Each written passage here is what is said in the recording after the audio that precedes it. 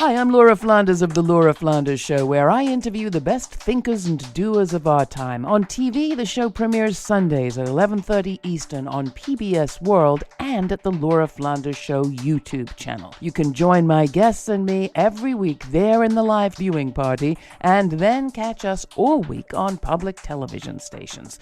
Prefer to listen? Find us on a radio station near you or subscribe to the free podcast. You'll find listings and ways to subscribe at lauraflanders.org. That's also where you'll receive my regular commentaries. I call them the F word. Here's this week's. Justice Breyer has announced his resignation from the Supreme Court, and a Biden-Harris pick is expected to win confirmation. The Democrats' choice is unlikely to shift the court's balance, we're told, but the media's milquetoast reassurance misses the point that when it comes to balance, it's not just the court, it's also the public debate that has shifted dramatically to the right, and nomination fights have a nasty habit of playing a role in that. Under pressure to serve up balance in their coverage, producers and editors look for pundits to attack the most moderate and to defend the most extreme nominees. For years, one ubiquitous source of such pundits has been the Independent Women's Forum and their political arm, Independent Women's Voice. They were vocal supporters of all of Donald Trump's nominees, playing up their gender to attack the women who accused Kavanaugh of abuse, and their independent label to defend Neil Gorsuch's very partisan deregulatory politics. To the media, the IWF offer a convenient bit of balance.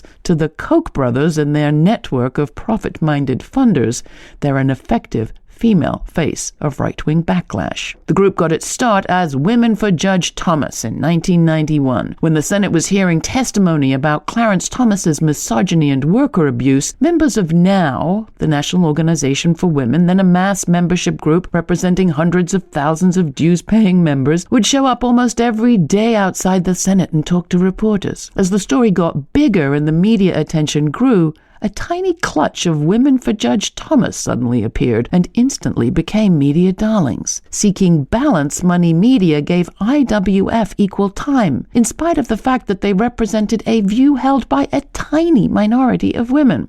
But with airtime comes opportunity.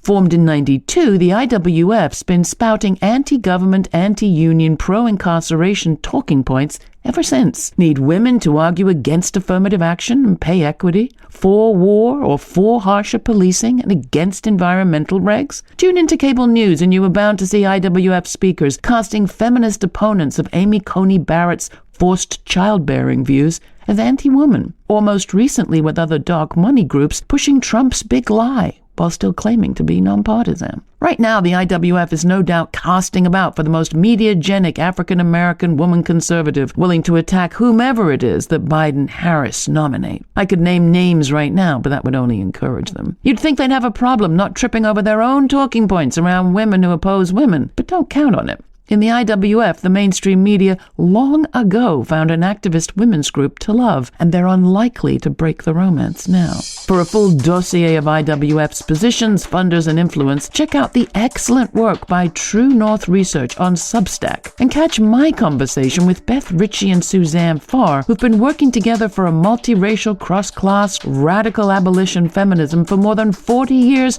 with virtually no mainstream media airtime. You can find them on the Laura Flanders Show on public television and community radio, or subscribe to the free podcast wherever it is you get your podcasts. At least if you're in the media, name IWF's funders and don't let them get away with this independent baloney. The Laura Flanders Show. I'm Laura. Thanks for listening.